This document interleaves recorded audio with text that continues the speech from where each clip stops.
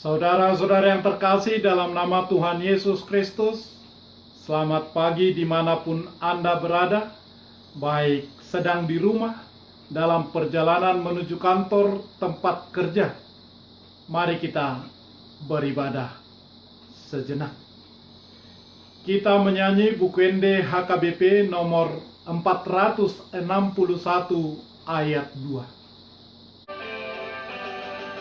Surutan dimpaluan awan, peluama budi bata, dereng daging kutan di kunisan, peluama budi bata, dema pangambat di suarami, hisap ni daging sandung diriki, nama ngarsa hitak tuntun demi, ulu ama udi bata.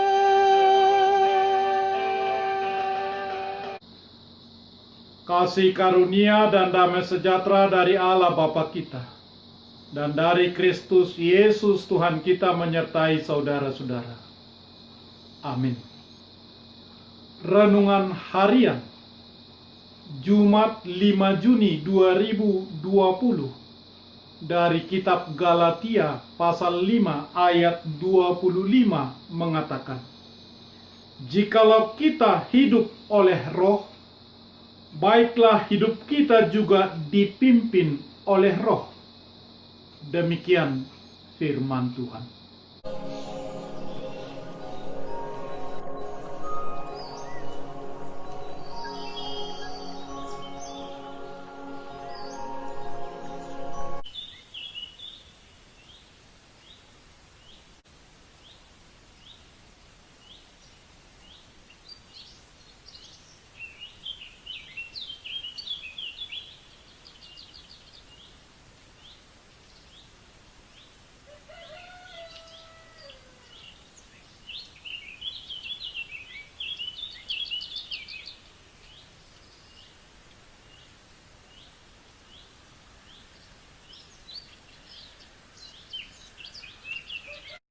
Setiap orang takjub dengan kecantikan kupu-kupu. Terbang kian kemari dengan sayap cantiknya. Inilah yang membuat banyak orang menyukai kehadirannya. Selain cantik, kupu-kupu juga mempunyai peran penting di alam kita. Serangga cantik ini berperan dalam proses penyerbukan bunga. Kupu-kupu juga bisa menyingkirkan serangga pengganggu yang biasanya hinggap dan merusak tanaman. Dikenal karena kecantikannya, kupu-kupu sebenarnya berasal dari ulat yang menjadi kepompong. Jika kita memperhatikan proses terjadinya perubahan bentuk seekor kupu-kupu, kita akan terheran-heran. Pertama-tama, kupu-kupu akan bertelur. Kemudian, telur yang menempel di sebuah daun akan berubah menjadi ulat. Setelah itu, ulat menjadi besar dan memanjang.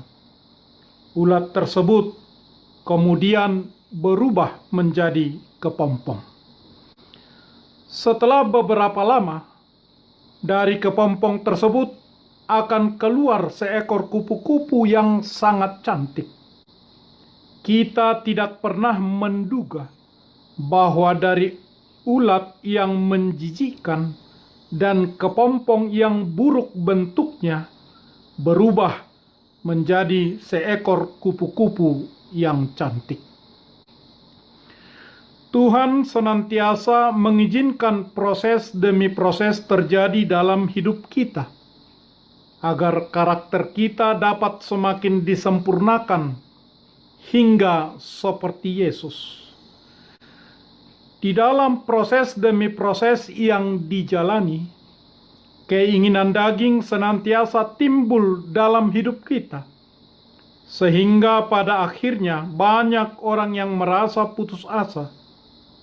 Kenapa keinginan daging selalu mendominasi hidup mereka? Mereka menjadi bertanya-tanya, mengapa susah untuk melakukan firman Tuhan? Keinginan daging selalu bertentangan dengan keinginan roh. Demikian juga sebaliknya.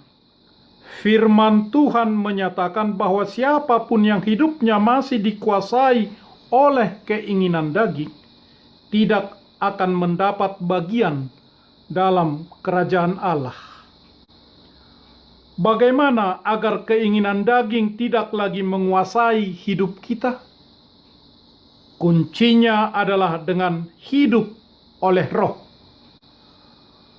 Buah roh hanya keluar ketika kita hidup di dalam firman Tuhan, berserah kepada Tuhan, dan menjaga kehidupan doa, dan senantiasa melakukan apa yang menjadi perintah Tuhan.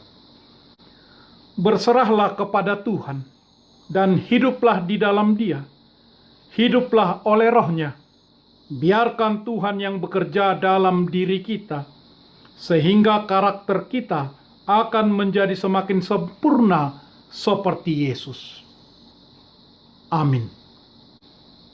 Marilah kita berdoa.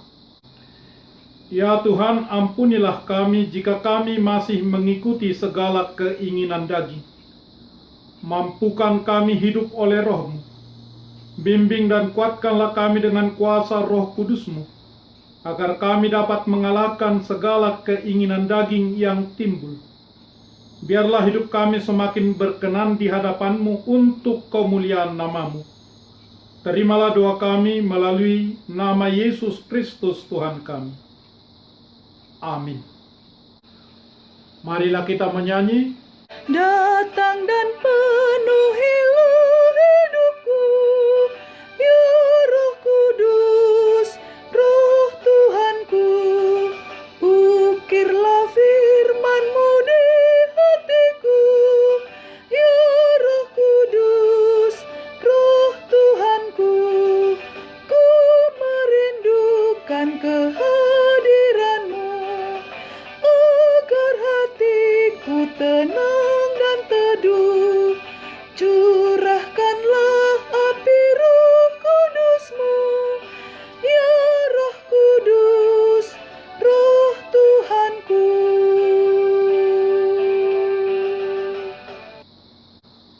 Anugerah Tuhan kita Yesus Kristus, kasih setialah Bapa, dan persekutuan dengan Roh Kudus menyertai saudara-saudara.